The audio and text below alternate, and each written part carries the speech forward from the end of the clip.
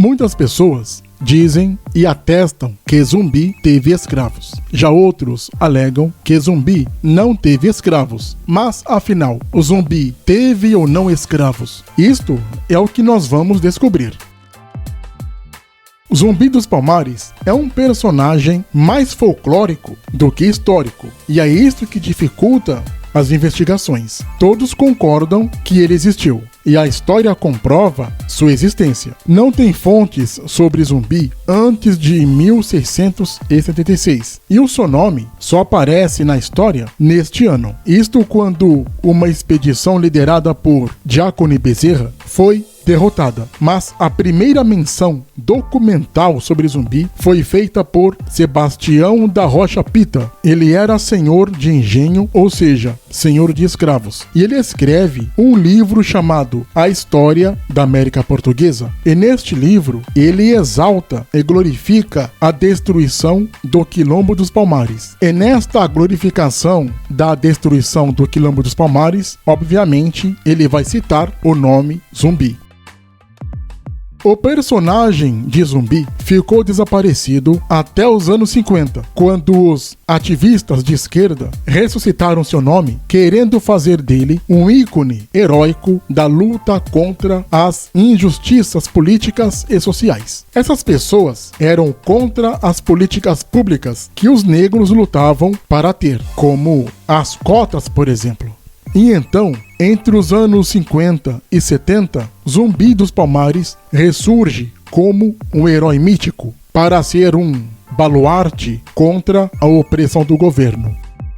Como há muito mito sobre Zumbi e poucos fatos históricos, essa névoa de incerteza deu a oportunidade de muitos se aproveitarem para lançar teorias hipotéticas e mentirosas sem bases históricas, dizendo, por exemplo, que Zumbi possuía escravos e o regime de escravidão era tida nos quilombos. Essas teorias mentirosas foram lançadas na mídia e, é claro, foram abraçadas pela sociedade a partir dos anos 70.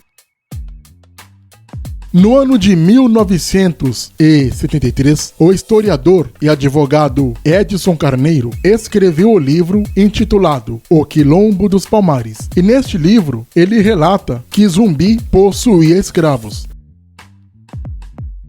No ano de 1984, o escritor Décio Freitas escreve o livro intitulado Palmares, a Guerra dos Escravos, e diz neste livro que Zumbi possuía escravos. E ele também diz que Zumbi é um personagem das memórias de Dom Pedro Almeida, antigo governador da capitania de Pernambuco.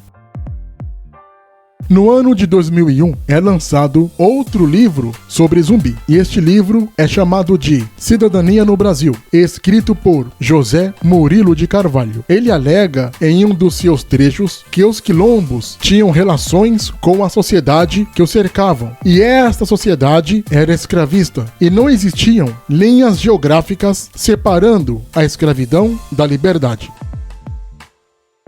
No ano de 2007, o autor Peter Fry lança o livro intitulado Divisões Perigosas, Políticas Raciais no Brasil Contemporâneo. Em um dos trechos do livro, ele escreve, abre aspas, os escravos que se recusavam a fugir para as fazendas e ir para os quilombos eram capturados e convertidos em cativos dos quilombos. A luta de Palmares não era contra a iniquidade desumanizada da escravidão, era apenas recusa da escravidão própria, mas não da escravidão alheia.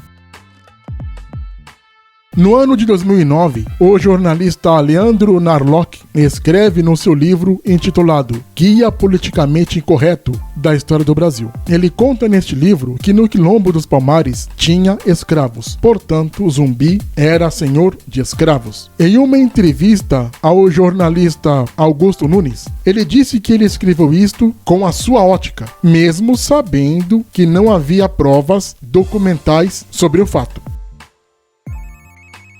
Todos esses escritores e também historiadores e jornalistas e etc. erraram feio, mas muito feio mesmo, sem contar o fato que eles são mentirosos, porque essas pessoas levam em conta a observação de uma história levada pela ótica deles, ou seja, a ótica dos dominadores brancos. Quando essas pessoas falam sobre a escravidão, Quilombo dos Palmares, Zumbi e etc., é sempre levado a visão deles, a ótica deles, e é sempre levado em consideração a visão de quem está no topo de uma sociedade capitalista branca e dominante.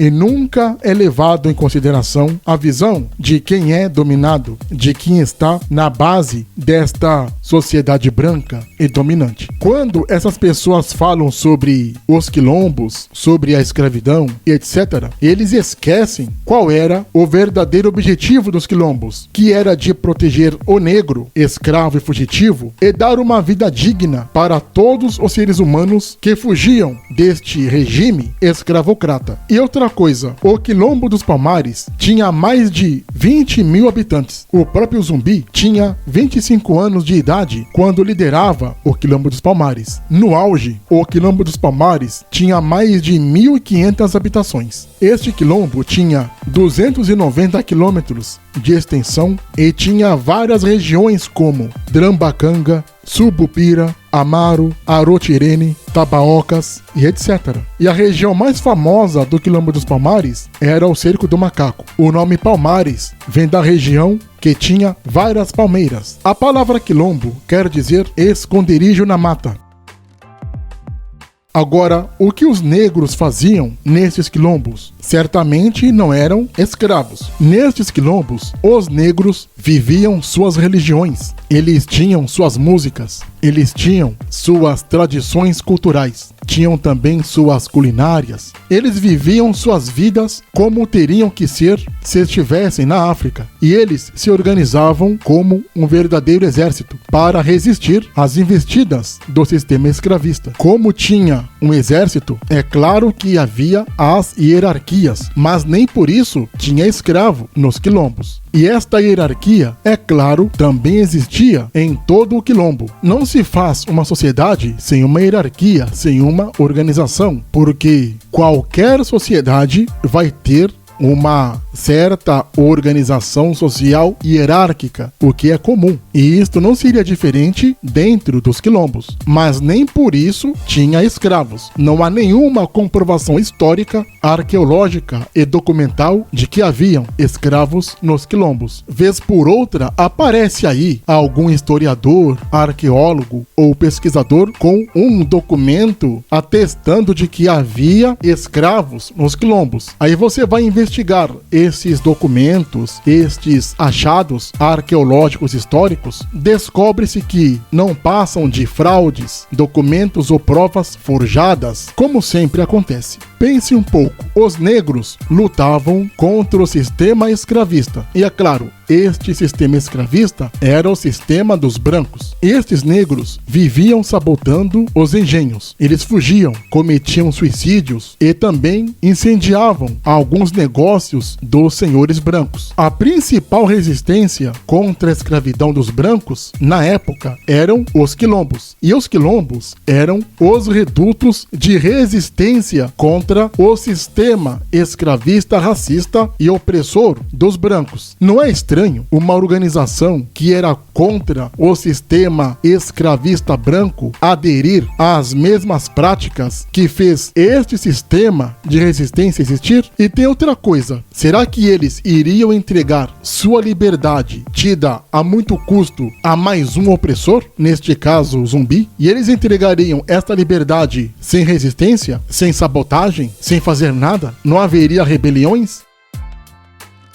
Quando a história é contado apenas pela ótica do dominante, você tem que duvidar. É mais ou menos como se Espartacus promovesse a escravidão dentro do seu movimento de resistência, sendo este um ex-escravo que se rebelou contra o sistema escravista romano. Não existem provas documentais, não existem provas históricas, não existem provas arqueológicas de que Zumbi teve escravos, uma vez que os quilombos eram redutos de fuga. Os quilombos eram a salvação, eram o alívio contra o sistema escravista dos brancos.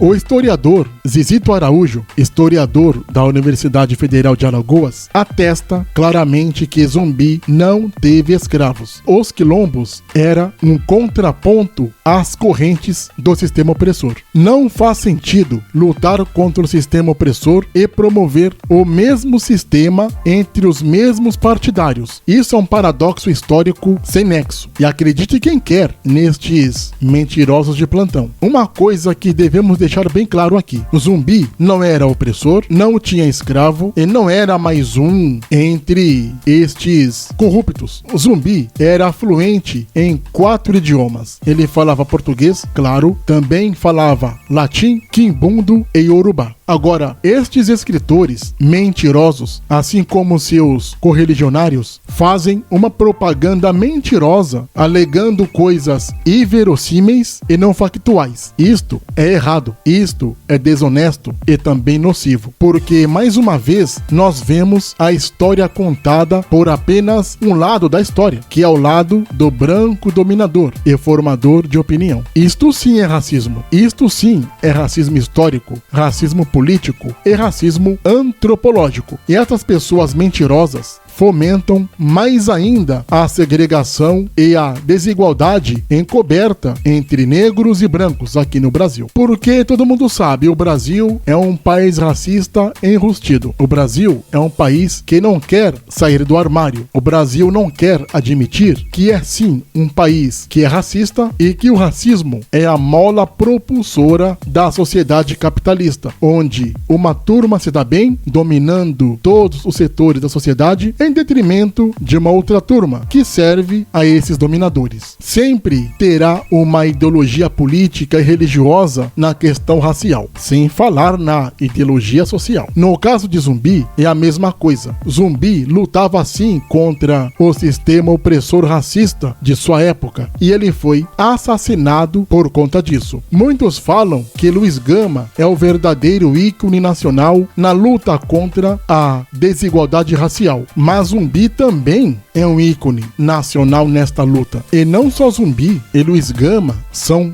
ícones, mas todos os negros e brancos e índios, ou seja, todo ser humano que luta contra o racismo estrutural histórico aqui no Brasil, que é velado, é um baluarte e símbolo contra o sistema racista, capitalista e opressor. Cada um na sua época, cada um à sua maneira, cada um com o seu contexto histórico, é um símbolo contra a opressão racial. Ao invés de elegermos um símbolo para fazer estátuas, músicas e mitologias contra o racismo, nós temos que começar a lutar contra estas mentiras que estes brancos fabricam para dividir e separar ainda mais os já divididos e separados povos negros. Estas pessoas fazem o negro brigar contra o negro, e aí uns lutam contra os outros, e nessas brigas politizadas, quem ganha são justamente estes escritores, historiadores, políticos, religiosos, que são todos mentirosos, fabricantes de lorotas, que juntos eles vão nos separando, segregando e nos dividindo. E eles fazem isto para continuar nos conquistando. E sem uma ideologia que nos una como uma nação, sempre seremos vítimas de suas fábricas de mentiras.